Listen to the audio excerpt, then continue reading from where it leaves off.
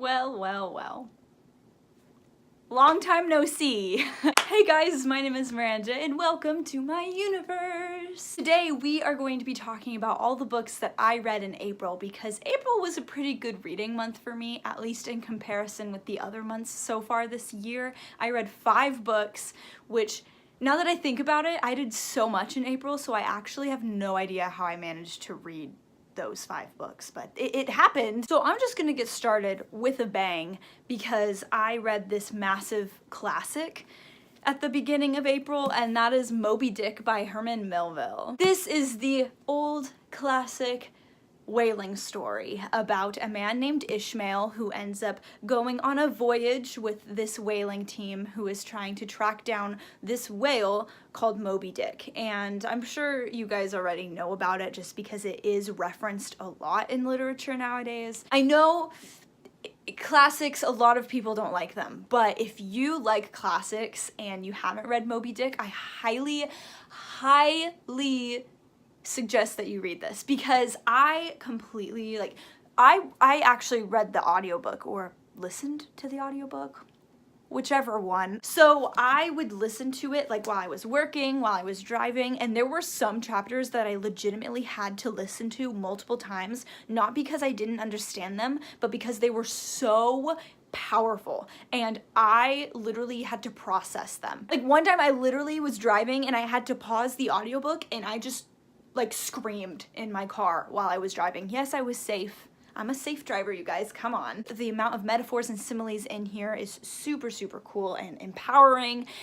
I really enjoyed this book overall. There were a lot of parts that were pretty slow, I will admit to that, but the characters and the plot and the ending is so satisfying, even though it's really, really sad. I really enjoyed this book, way more than I actually anticipated I would. The second book I read was Truly Devious by Maureen Johnson. This is a young adult mystery novel all about this private academy called Ellingham. Only the best and the brightest students actually get accepted into Ellingham, and this will take a lot of explaining.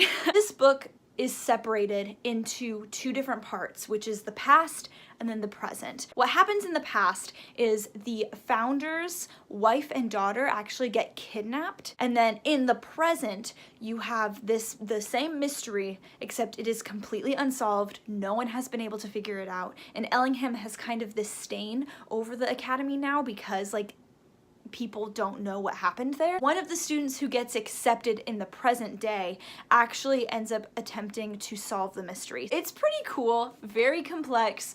The only thing I would have to say about this book is there wasn't anything that really wowed me, I guess. There's a second book to this, but I honestly at this point don't know if I'm gonna end up reading it. Just because even though it did leave you on a cliffhanger, I just kind of I didn't feel a connection with a lot of the characters, I guess is my thing. So the third and fourth books I read last month were A Court of Mist and Fury and A Court of Thorns and Roses, and I know that I flipped them, so let's just pretend that I said them normal, alright? Alright. I'm first going to talk about A Court of Thorns and Roses because this is the first book. And for those of you who are wondering, Miranda, what the heck happened to the third book? Are you reading it? Yes, I'm currently reading it right now. It's just not going to be in this wrap-up. I'm pretty sure I'm going to do a series review when I'm done with this because, oh, have I got things to say. A Court of Thorns and Roses is all about this fairy land that is mixed with the human land, and basically what happens is we follow around our main character Feyre. She's out hunting in the woods and she kills this wolf. I don't know why I'm so out of breath. I'm just talking so fast and I'm really excited.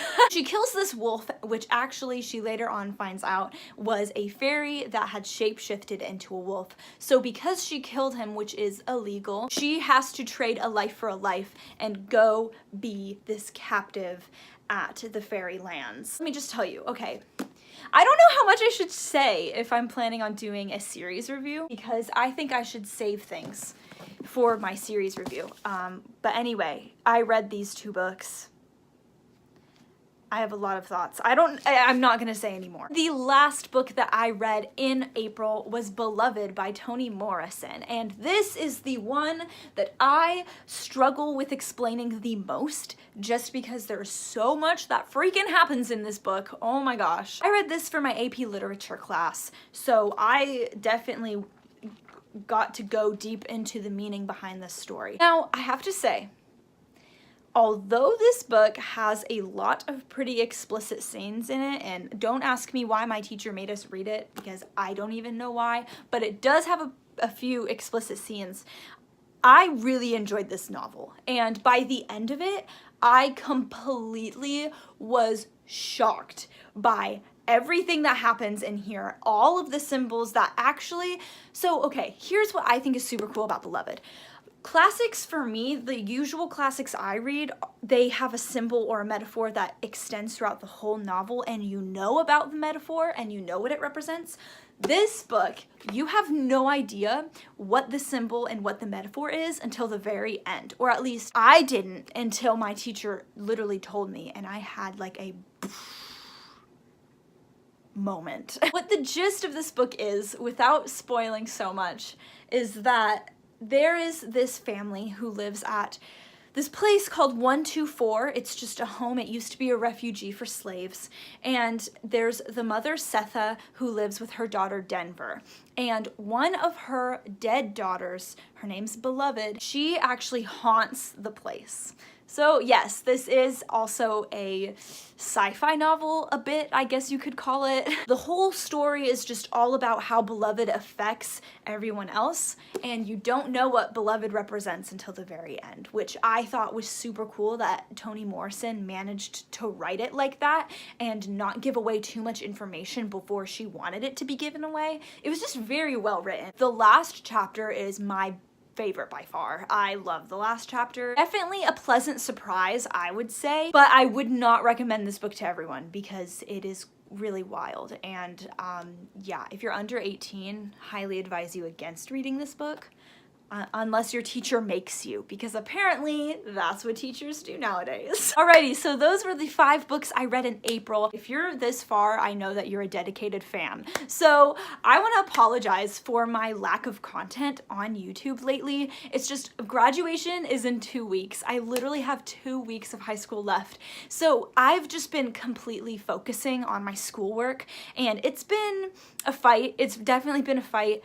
My time, I feel like I hardly have any time on my hands left. So yes, that is why I haven't been able to post a lot. Side note, for the summer, I do not think that I'm going to have a schedule on YouTube for June and July or around those months, because I only have 23 days where I'm going to be home. So it's going to be very difficult for me to find the time and the Wi-Fi to edit my videos and post them. It's just, we're gonna struggle together.